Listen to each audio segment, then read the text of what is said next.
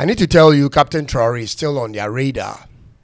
The agenda to have him either submit to their supervision or come to some sort of agreement with them is still in motion, because they have realized it wouldn't be possible to have mercenaries come into Burkina Faso and take him out like they've done elsewhere, because of the human shield and the vigilance of the Burkinabe people, coupled with the extra military forces from Russia and Venezuela.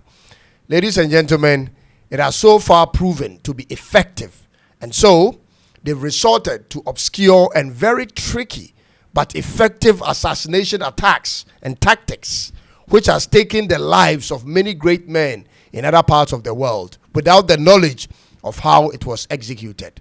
This is their new strategy.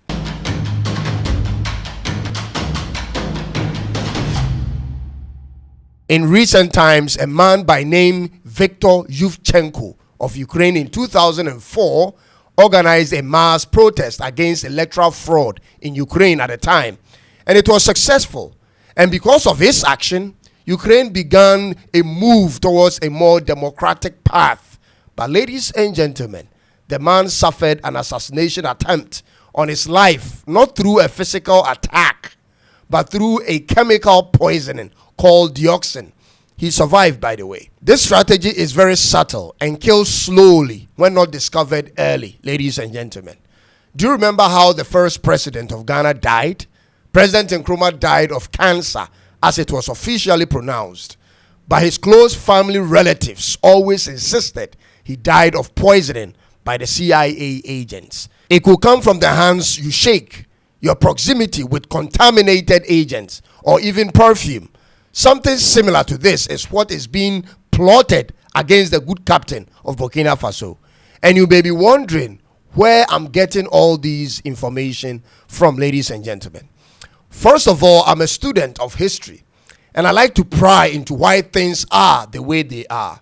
In addition to that, I watch what's happening on the global scene and look at the numbers to see how much the Matrix is losing because of what Captain Traoré and his two other comrades have done in the Sahel region. Ladies and gentlemen, I ask myself the hardest questions. My first question to myself goes like this: can the French government afford to see Traoré, Assimi Goïta, and Abdul Rahmani in office for the next 5 years without their involvement in their governments? Can they afford it? Can the French government really stand back and watch them operate without them, ladies and gentlemen? My answer is no. And then I ask myself the next question: can the French government afford to let these military leaders gain legitimacy by way of the association with rival countries of the West? Rival countries like Russia, Venezuela, Cuba, China, and North Korea? My answer is still no.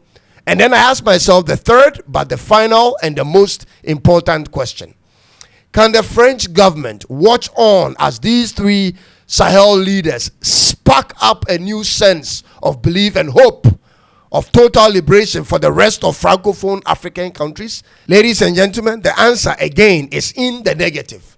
Therefore, I ask myself this: what will the French government do to shut down this or to mitigate the damages, and at the same time send a strong message to the rest of their previous colonies in Africa? Ladies and gentlemen, the answer is pretty straightforward, very simple.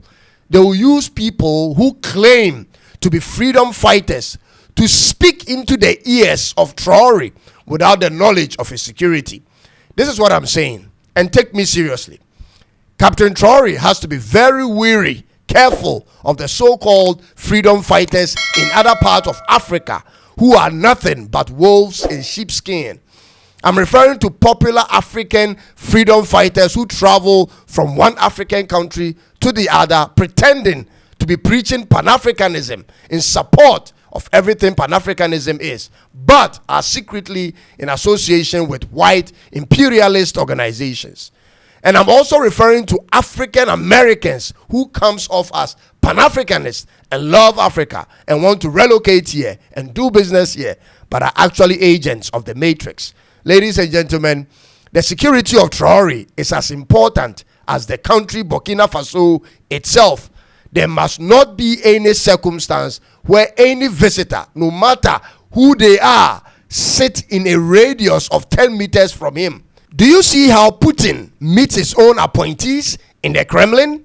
He sits far from them, and that is because of his awareness as a former KGB agent of what a traitor can do to poison him by virtue of their proximity to him. Like the proverb goes, if they can't get you on the ground, they'll try you in the air. And that's the tactic I foresee the French government deploring against Captain Traoré.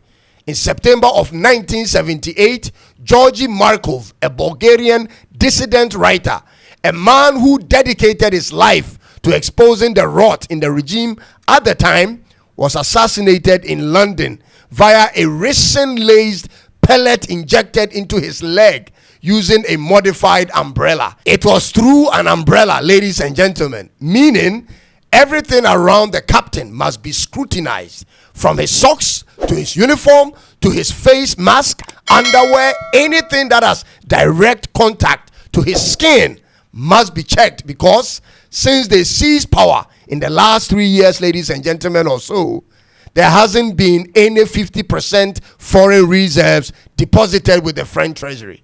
This is significantly affecting the overall revenue and investment capital of the French government. They are suffering because of that. Per my assessment, Burkina Faso was each year losing approximately 5 to 10 billion euros to the French government in return for their so-called currency sustenance, economic management, and protection. Similar figures were also being lost by Niger and Mali until they got out of that arrangement. And the rest of Francophone African countries are still paying till today. It is therefore important to understand that the French government will not rest until one of these two conditions are realized. One of them must be realized according to them. Condition number one, Traoré and the two other military leaders must agree to meet them and talk and negotiate on something. Condition number two, they take him out, ladies and gentlemen. There isn't a third condition, and since Traoré has chosen none of the two, the pursuit is on. Burkina Faso cannot therefore afford to be complacent. They cannot afford to welcome anyone claiming to be on their side. People have interest, and when the price is right, friends will betray you. They cannot afford to give in on any conditions, ladies and gentlemen, whether Macron is there or out of office. The revolution must continue until all African countries have total control over all their resources, in effect, all their economies, ladies and gentlemen. And by the way, did you know that there was a likelihood of a coup in the Democratic Republic of Congo recently? That's one of the major reasons why their president ran to America for protection. But there is still the likelihood of a coup in 3 other Francophone African countries, and it will be a shock to France. There is a coming movement soon to demand for the rejection of the CFA franc as the currency of these Francophone African countries. A lot of changes are on the horizon as a result of the bravery of these 3 Sahel soldiers, ladies and gentlemen. Don't stand in the way and don't take the side of the imperialists whose sole agenda is to live off the resources of other countries. Don't allow for money to be used to sell your soul to the devil. Don't allow for a promise of a European citizenship and an estate home in all-white community to make you sell your people and your conscience. And don't allow for a promise of a position in a replacement government to make you help the enemy destroy what's happening in the beautiful country of Burkina Faso. If you didn't know until now, take your time and watch some of my videos and other videos on the internet and check out the achievements of Captain Traoré and the other leaders of the Sahel region in the last 3 years. You will be amazed at how efficient some African leaders can run their countries when given the free hand to work. Ladies and gentlemen, many African countries could have seen a totally different situation if not influenced by foreign elements. A man's enemies shall be members of his own household. This statement in the good book was true then and true now.